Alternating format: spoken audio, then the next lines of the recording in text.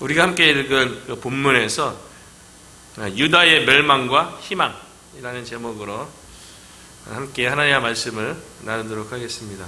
어제 오후 시간에 목사님들의 교제와 기도 모임 시간에 함께 나눴던 아티클하고 서로 이렇게 나누는 한 5가지의 질문 내용이 있었어요. 그 내용 가운데 첫 번째 내용이 뭐였냐면, 다 한 6분의 이제 목사님들이 이렇게 온라인으로 이렇게 모였는데요. 사역 가운데 희망을 잃어버렸을 때, 아니면 절망을 느꼈을 때, 그 상황 가운데서 무엇을 배우고 어떻게 성장했는지에 대해서 나누는 시간이었어요. 아무래도 다 목사님들이니까 목사님이라 할지라도 삶 가운데 희망을 잃어버릴 때 있죠. 절망 가운데 절망감만 막 느껴서 막 그럴 때 있잖아요. 그럴 때 무엇을 배우고 어떻게 성장하는지 나는데 참 재밌는 게, 목사님 한 2분이 얘기하셨는데 너무 상반된 내용이어갖고 한 목사님은요, 한 10년 동안 사역을 열심히 했다는 거예요. 그래도 나름대로 자신의 입장에서는 최선을 다하고 열심히 다 했는데 뭔가 이렇게 열매 맺는 것도 없고 변화되지 않는 것 같아갖고 막 계속 희망을 잃어버리고 절망감을 느꼈다, 막 그런 얘기 하니까요. 한 목사님은, 그 목사님과 또 상황이 다른 거예요. 나름대로 개척 멤버로 개척을 하고 했지만 본인은 할 수 있는 게 없는 거예요, 상황 가운데. 그래서 아무것도 해보지 않고 자기 자신은 희망을 잃고 절망감을 느낄 때가 있다고. 어떤 분은 자기의 최선으로 했음에도 불구하고 절망감을 느끼고, 한 분은 또 이제 아무것도 할 수 없다는 그런 상황으로 인해서 절망감을 느낀다, 막 그랬는데, 그래도 아무래도 이제 다 목사님들이다 보니까 나름대로 최선을 다하든 아무것도 할 수 없다고 상황 때문에 좌절감과 절망감을 느끼든, 내가 할 수 있는 게 없구나. 목사님들의 타겟 돌아가면서 고백하는데, 상황은 다 다르고, 목회적인 규모도 다르고, 환경도 다르고, 주도 다르고, 도시도 다 다르잖아요. 근데 더 동일하게 고백되어지는 건 뭐냐면, 내가 이제 최선을 다하고 열심히 했던, 아무것도 할 수 없다고 고백하는 상황이든, 내가 할 수 있는 게 아무것도 없구나, 나에게 능력이 없구나, 다 그런 고백을 하더라고요. 하나님의 은혜라고. 결국은 목회는 하나님의 은혜고 하나님의 도우심이고 하나님의 능력이라고 다 그렇게 얘기하면서 그렇게 나누는 가운데 또 위로가 되고 힘이 되더라고요. 목회 상황뿐만 아니라 우리 개인적인 신앙생활도 마찬가지 아니겠어요? 우리들도 신앙생활 가운데 희망을 잃어버릴 때가 있죠. 절망감을 느낄 때, 좌절감을 막 느낄 때, 그걸 통해서 우리가 배우는 게 뭡니까? 내가 할 수 있는 게 아무것도 없구나, 나에게 소망이 있는 게 아니구나, 하나님만이 하실 수 있구나, 하나님이 도와주셔야 되는 거구나, 하나님만이 우리의 힘이고 우리의 소망이라고 그렇게 이제 고백하게 되고 하나님께 더 가까이 나가는 것처럼, 오늘 본문의 내용은요, 우리가 새벽기도를 시작하면서 예레미야의 그 소명과 부르심으로 시작됐는데, 오늘 예레미야서 마지막 52장에서 예레미야 선지자가 그렇게 유다 백성을 향해서 하나님의 백성이 하나님의 백성답게 살아야죠. 시내산에서 하나님께서 이스라엘 백성과 더불어 나는 너희의 하나님이 되고 너희는 나의 백성이 될 것이다, 이렇게 언약을 맺으면서 하나님의 백성답게 살기 위해서 율법을 지키라고, 하나님의 말씀에 순종하라고, 하나님의 뜻대로 살라고 그렇게 언약을 맺었건만, 하나님의 백성이, 유다 백성이 하나님을 멀리하는 거예요. 겉 모양은 하나님의 백성이죠.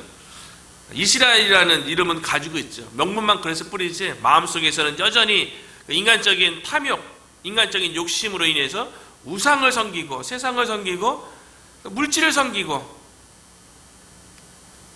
그래서 예레미야 선지자가 죄를 깨닫고 하나님께로 돌아오라고 그렇게 외쳤지만, 여전히 죄악 가운데 있는 그 백성을 향해서 결국은 예레미야 선지자를 통해서 예레미야 29장 10절에 결국 멸망할 것에 대해서, 하나님의 백성임에도 불구하고 멸망할 것에 대해서 예언하게 되잖아요. 여호와께서 이와 같이 말씀하시니라. 바벨론에서 70년이 차면 내가 너희를 돌보고 나의 선한 말을 너희에게 성취하여 너희를 이곳으로 돌아오게 하리라. 결국 예레미야 선지자가 그렇게 돌아오라고 눈물을 흘리며 주야로 기도했건만 죄악에서 돌이키지 않는 유다 백성을 향해서 결국 바벨론에 의해서 멸망할 것이고, 멸망한 거로 끝나는 것이 아니라 바벨론의 포로로 잡혀가서 70년을 보내게 되고 고난의 시간을 보내게 되고, 그 시간을 통해서 다시 하나님께서 그들을 돌보고 70년 만에 다시 예루살렘으로 돌아오게 할 것이다 라는 예언을 하게 되는데요. 그 말씀이 마침내 우리가 읽은 예레미야서 마지막 52장에서 예레미야 선지자의 예언대로 결국 죄악으로 인해서 유다 백성이, 유다라는 나라가 완전히 멸망하게 되는 상황에 이르게 되었다는 거죠. 그 왜 멸망하였는가? 예레미야 선지자가 그렇게 끊임없이 하나님께로 돌아오라고, 죄에 대해서 회개하라고 외쳤던 죄악 때문에 멸망하게 된 거예요. 그래서 2절에 보면 그가 여호야김의 모든 행위를 본받아 여호와 보시기에 악을 행한지라. 1절에 보면 시드기야 왕이죠. 그가 시드기야 왕, 백성을 대표하는 시드기야 왕이요. 유다 백성의 전반적인 신앙생활이든 삶의 모습을 대표하는 시드기야 왕이요. 여호야김의 모든 행위를 본받아. 본받으려도 좀 좋은 사람을 본받아야 되는데 악한 왕을 본받았어요. 하나님 앞에서 정직하지 못하고 포악하고 잔인하고 백성 가운데 정의를 행하지 아니하고, 그리고 산당에서 이방신에게 제사를 지내는 여호야김을 그대로 본받는 거야. 악한 대로 모든 모습을 본받았어요. 그것이 여호와 보시기에 악한 행위였다는 거죠. 이것 때문에 3절에 보면 여호와께서 예루살렘과 유다에게 진노하시게 되었어요. 하나님께서 하나님의 백성과 더불어 시내산에서 언약을 맺을 적에 처음으로 하신 계명이 무엇입니까? 나 외에 다른 신을 두지 말라는 거예요. 그리고 2계명과 3계명에도 우상을 만들거나 우상에게 절하지 말라 그랬는데, 이 시드기야 왕이요, 여전히 산당에서 이방 신을 섬기고 우상을 섬기고, 그 배후에는 물질에 대한 탐욕 아니겠어요? 세상적인 성공에 대한 욕심, 세상적으로 잘 나가고 싶은, 성공하고 싶은, 하나님보다도 세상을 더 찾고자 하는, 그래서 우상을 섬기는 그 행위로 인해서 하나님의 진노의 대상이 되었던 거죠. 하나님의 백성이 하나님을 찾아야죠. 모든 것이 하나님으로부터 주어지고, 모든 것이 하나님을 위해서 존재하고, 모든 것이 하나님께로 돌아갈 것이기 때문에 하나님의 백성이 하나님을 바라보고, 아무래도 눈에 보이지 않고 들리지 않는다 할지라도 상황 가운데 하나님을 의지해야죠. 하나님을 바라봤어야죠. 그런데 시드기야 왕은 하나님이 아닌 인간의 탐욕을 반영한 우상을 바라본 거예요. 이방 신들을 바라봤던 거예요. 그것이 하나님을 진노케 해서 그 결과로 남유다가 바벨론에 의해서 침공을 당하게 되는데요. 4절에 보면 시드기야 제9년 10째 달 10째 날에 바벨론 왕 느부갓네살이 그의 모든 군대를 거느리고 예루살렘을 치러 올라와서 그 성에 대하여 진을 치고 주위에 토성을 쌓으며, 하나님의 진내로 하나님의 백성을 심판하기 위해서 그 당시에 세계의 제국이었던 바벨론을 들어서 예루살렘을 침공하게 한 거예요. 그리고 7절에 보면 그 성벽을 파괴하고요, 예루살렘 성벽을 파괴하고, 그리고 9절에는 하나님의 백성임에도 불구하고, 하나님의 백성을 대표하는 왕임에도 불구하고 하나님의 백성답게 살지 못했던 시드기야 왕을 사로잡아서 바벨론으로 끌고 가고요. 그리고 시드기야 왕에게 바벨론 왕이 어떻게 하냐면요, 11절에 보면 시드기야의 두 눈을 빼고 놋사슬로 그를 결박하여 바벨론 왕이 그를 바벨론으로 끌고 가서 그가 죽는 날까지 옥에 가두었더라. 하나님의 백성이 하나님을 바라보지 아니하고 하나님의 언약대로 살지 아니하고 하나님 앞에 악을 행했을 때 그 결과가요, 두 눈이 뽑히는 거예요. 쇠사슬에 결박되어서 죽는 날까지 감옥에 갇히게 되는 그런 비극을 맞이하게 되었는데요. 하나님의 사람이었던 사사 삼손도요, 어머니와 아버지가 하나님 앞에 기도해서 태어났을 때에 나시린으로 하나님을 위해서 섬기는 자, 하나님께 드려진 자로 소원되었음에도 불구하고 삼손의 마음속에는 육신의 정욕이 있죠. 그래서 하나님께서 기뻐하는 행위를 하는 것이 아니라 하나님 앞에 드려진 사람임에도 불구하고 나시린으로서 살아가는 게 아니라 눈에 보여 즐거운 대로 눈을 만족하게 하는 이방 여인을 좋아하고 이방 여인인 드릴라와 더불어 함께 생활하게 될 때에 삼손이 어떻게 되었습니까? 그 이방 여인인 저 드릴라에 의해서 당신의 힘의 근원이 어디서 오냐고 그 사탕 발린 말에 의해서 나실인 삼손이 결국에는 자신의 힘의 근원인 하나님께 선언하였던 머리카락을 자르지 않겠다는 그 서원에 대해서, 그 비밀에 대해서 폭로하고 그 머리카락이 잘라졌을 때 삼손이 어떻게 되었습니까? 두 눈이 똑같이 뽑혔어요.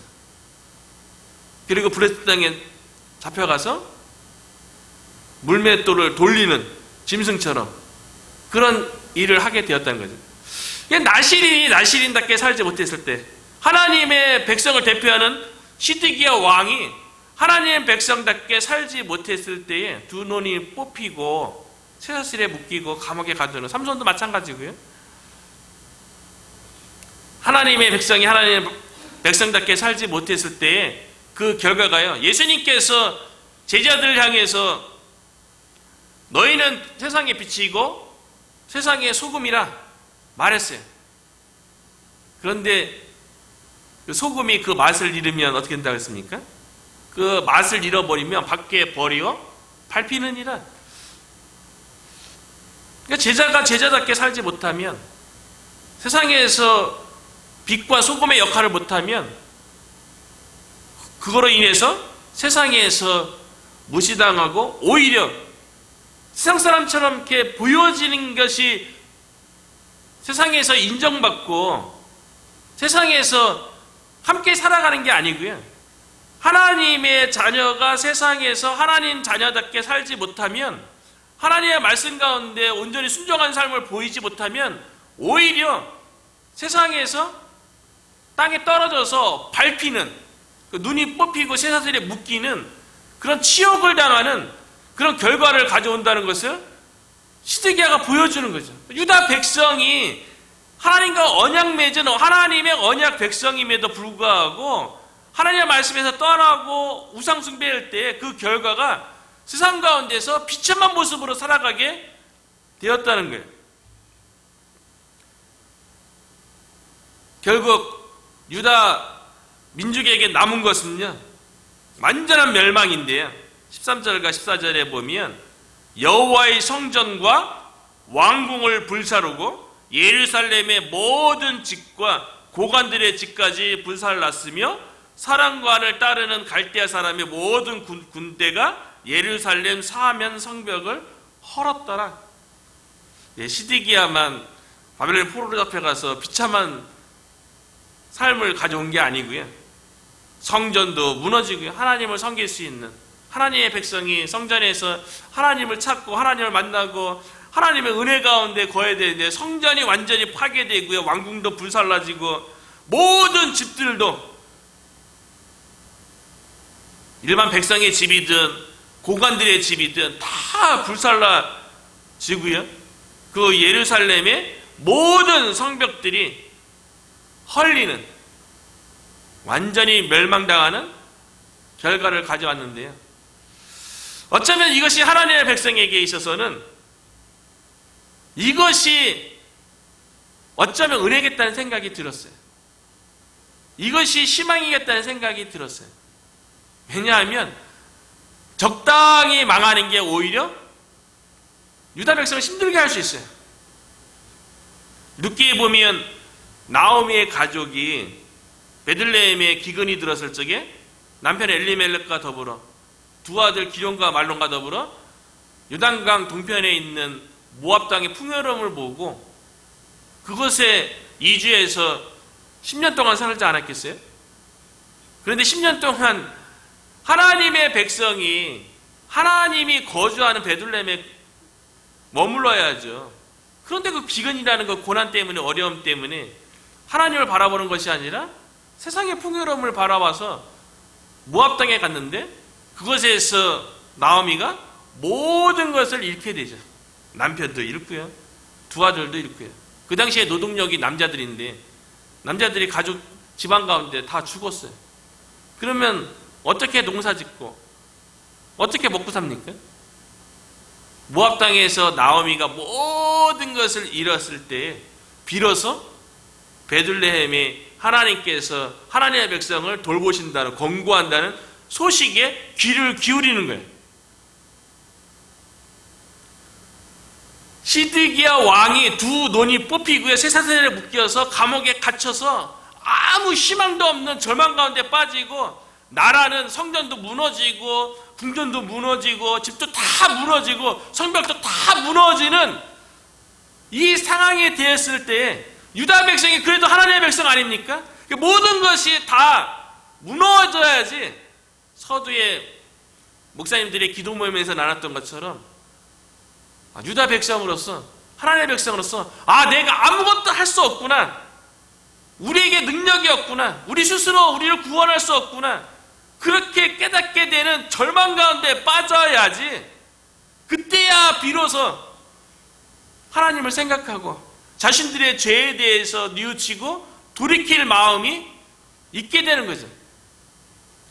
나오미의 가족이 만약에 모압에 거하는 동안에요, 남편만 죽고 두 아들이 살아있었다, 또는 남편이 살아있고 두 아들 중에 한 명만 죽고 재산을 잃었다, 그 정도 만약에 됐으면 그래도 남아있는 남편을 의지하거나 남아있는 아들을 의지하거나, 만약에 재산도 잃지 않았다면 남아있는 재산을 의지하려고 했을 거예요. 그런데 모압 땅에서 모든 것을 잃어버리니까 하나님을 생각하고 하나님이 하나님의 백성을 돌본다는 그 소식이 들려오는 거예요. 어쩌면 우리들도요, 완전한 절망 가운데 완전히 모든 희망을 잃는 그런 상황 가운데 놓여있다고 생각하지 않기 때문에 온전히 완전하게 하나님을 의지하거나 찾지 않는 그런 상황 가운데 있는 것이 아닌가? 그런 생각도 들어요. 내가 뭔가 할 수 있을 것 같고, 뭔가 비빌 것 같고, 내가 뭔가 열심히 하면 뭔가 문제가 해결되어지고 뭔가 어려움에서 극복할 수 있을 것 같고, 그러면 하나님을 온전히 찾지 않겠죠. 하나님만 온전히 바라보지 않겠죠. 결국 유다 백성이 바벨론의 포로로 잡혀가는, 완전히 모든 것을 다 잃어버리고 인간적인 모든 희망이 다 끊어지고 백성이 포로로 잡혀갔는데, 제국의 노예인데요, 하나님만이 구원할 수 있구나, 하나님만이 도울 수 있구나라는 것을 포로로 잡혀간 그 상황 속에서 하나님의 말씀에 대해서 연구하고 하나님의 말씀을